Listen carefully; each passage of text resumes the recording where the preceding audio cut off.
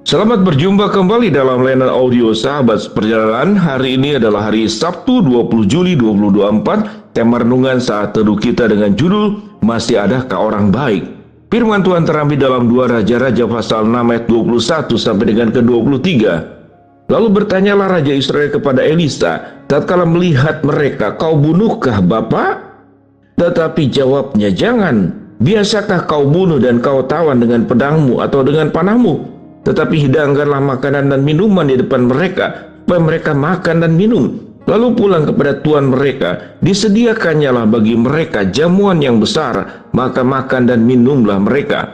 Sesudah itu dibiarkannyalah mereka pulang kepada tuan mereka. Sejak itu tidak ada lagi gerombolan-gerombolan Aram memasuki negeri Israel. Mari kita berdoa. Bapa yang di dalam surga, kami ingin belajar apakah masih ada orang baik di zaman sekarang. Dan kami percaya selalu ada orang baik setelah orang tersebut dijamah dan disentuh Tuhan. Dalam nama Tuhan Yesus kami berdoa, amin. Shalom sahabat perjalanan, kita tahu dengan jelas peristiwa yang terjadi di dalam perjanjian lama. Sama seperti sejarah manusia adalah peristiwa peperangan demi peperangan yang terjadi.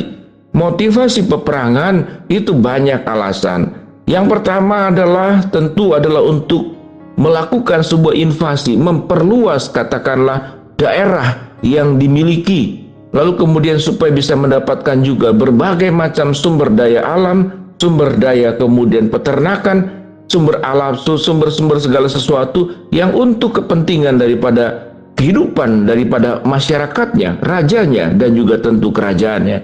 Sahabat seperjalanan, negeri Aram itu menyerang Israel dengan motivasi seperti yang dijelaskan tadi. Lalu kemudian kita tahu dengan jelas secara manusia, kekuatan daripada kerajaan Aram dengan Israel itu memang tidak seimbang. Aram punya kekuatan lebih, punya pengalaman berperang, punya pengalaman segala sesuatu. Hitung-hitungan secara matematika dan manusia, Israel pasti kalah. Tentu di dalam kondisi seperti demikian, sebagai pihak yang kekuatannya jauh lebih lemah, akan mengalami kekhawatiran, ketakutan akan penjajahan, ketakutan akan kematian. Kalau diam saja harga diri bagaimana? Kalau berperang pun pasti secara manusiawi tidak mungkin itu dimenangkan. Disinilah kemudian peran daripada Nabi Elisa memberitahu kepada Raja Israel supaya tidak melewati satu daerah yang akan dilalui oleh orang-orang Aram. Di dalam ketakutan seperti demikian, Elisa berdoa kepada Tuhan agar Tuhan menolong bangsa Israel. Bagaimana caranya supaya tidak diserang? Bagaimana Tuhan supaya menolong? Alkitab mengatakan di dalam doanya Elisa, kerajaan Aram pasukannya ini kemudian dibuat menjadi buta dan tidak bisa melihat, atau matanya itu teralihkan di dalam satu kondisi tertentu. Lalu diarahkan oleh Elisa untuk mengarah tidak menuju kepada pertempuran dengan Israel, tapi ke tempat yang lain. Kemudian ke daerah Samaria, kemudian mereka melihat dan mereka tercengang-cengang. Tetapi dalam kondisi seperti demikian, Raja Israel berkata, lalu Tuhan membuka mata mereka. Alkitab mengatakan Tuhan membuka mata mereka sehingga mereka melihat, dan heran, mereka ada di tengah-tengah Samaria. Lalu bertanyalah Raja Israel kepada Elisa, tatkala melihat mereka, kau bunuhkah mereka? Raja Israel berpikir bahwa Elisa bisa membunuh semuanya. Kalau Elisa bisa berdoa, mengalihkan kemudian pandangan, menutup matanya orang-orang Aram, maka Raja Israel sangat percaya kalau Elisa kemudian berdoa untuk membumi hanguskan seluruh orang-orang Aram, prajuritnya, maka dengan serta-merta semuanya itu bisa terjadi.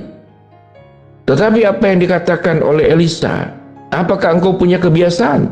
Kalau orang yang kau tawan itu kau bunuh, kalau orang yang kau tawan itu kau panah. Tetapi Elisa berkata, jangan kau lakukan semuanya itu, tetapi sediakanlah makanan dan berikanlah hidangan buat mereka di depan mereka. Dan benar, dihidangkannya kepada lawan-lawannya tersebut. Lalu mereka makan, kemudian mereka pulang. Alkitab mengatakan setelah mereka pulang kepada tuannya, tidak ada lagi gerombolan-gerombolan yang mengganggu kepada orang Israel, ke negeri Israel, daripada gerombolan-gerombolan Aram. Sampai titik di sini ada pandangan yang berbeda. Raja Israel berpikir punya kebiasaan, Kalau sudah musuh terbiasa menyerang dan kita punya kemenangan, maka habisilah mereka, hancurkanlah mereka, bunuhlah mereka, panahlah mereka. Tetapi Elisa punya pandangan berbeda. Berikanlah makan mereka, dan itu dilakukan oleh Raja Israel. Disediakan makan, kemudian mereka pulang ke tempat asalnya. Sahabat seperjalanan, mana yang dikatakan lebih baik? Pasti sahabat seperjalanan punya pandangan juga yang berbeda. Kalau berbicara tentang kita tidak melakukan kejahatan, tetapi mereka yang memulainya.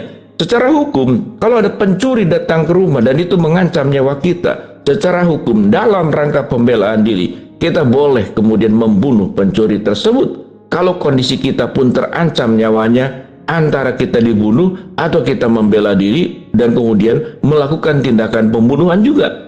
Sahabat setiap perjalanan, secara hukum itu bisa dibenarkan. Tetapi apa yang firman Tuhan katakan, berilah mereka makan. Lalu mereka makan dan pulang, dan semenjak itu gerombolan-gerombolan Aram tidak mengganggu Israel kembali. Sahabat seperjalanan, hal ini kemudian mengingatkan kita, kalau engkau ditampar pipi kiri, berikanlah pipi kanan. Kalau engkau dilakukan perkara yang jahat kepadamu, maka balaslah kejahatan dengan kebaikan. Itu yang firman Tuhan katakan. Kita mungkin akan berkata bahwa itu sesuatu yang sangat ideal. Hanya orang-orang tertentu yang mau melakukannya. Pada prinsipnya bukan sangat ideal. Pada prinsipnya bukan orang-orang tertentu. Pada prinsipnya, apakah kita mau taat kepada firman Tuhan? Dan kita kemudian menjalankan kebenaran firman Tuhan tanpa bertanya, tanpa berdebat.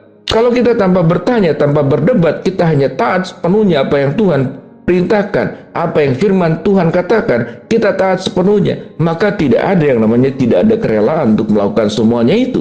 Hanya orang-orang yang punya pengalaman berjalan bersama dengan Tuhan, punya keintiman yang mendalam bersama dengan Tuhan, lalu melakukan kebenaran firman Allah, yaitu melakukan perkara-perkara yang baik, bahkan kepada orang-orang yang jahat sekalipun. Tentu kita tidak ingin juga masuk dalam kelompok orang-orang yang bodoh, yang kemudian membiarkan diri kita diperdaya, diintimidasi, ditekan, diinjak-injak.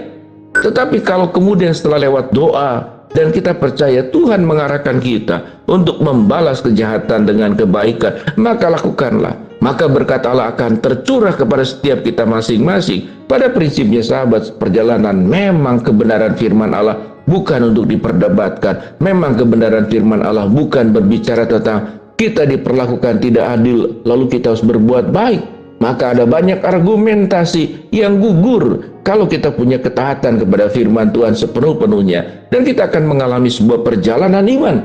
Kalau engkau taat kepada firman Tuhan, dan firman Tuhan mengatakan balaslah kejahatan dengan kebaikan, lalu kita taat sepenuhnya, hanya orang-orang yang punya iman dan punya hubungan yang mendalam dengan Tuhan akan mengalami mujizat-mujizat yang terjadi.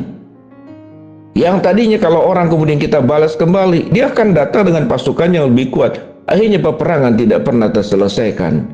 Dendam dibalas dengan dendam. Kekalahan akan dibalas juga dengan serangan kembali yang baru. Biarlah kebenaran firman Allah. Masih adakah orang baik? Saudara, sahabat seperjalanan, kita semua bisa menjadi tetap orang-orang baik yang ada pada zaman sekarang tatkala kita taat sepenuhnya kepada firman Tuhan. Mari kita berdoa. Bapa dalam surga, terima kasih buat kebenaran firman Allah yang kami pelajari. Hamba-Mu berdoa buat sahabat seperjalanan yang sakit, Tuhan jamah sembuhkan. Sahabat seperjalanan yang sedang menghadapi masalah, Tuhan bukakan jalan. Sahabat seperjalanan yang sedang berdoa mengharapkan sesuatu, Tuhan kabulkan dengan cara dan waktunya Tuhan. Dalam nama Tuhan Yesus kami berdoa. Amin.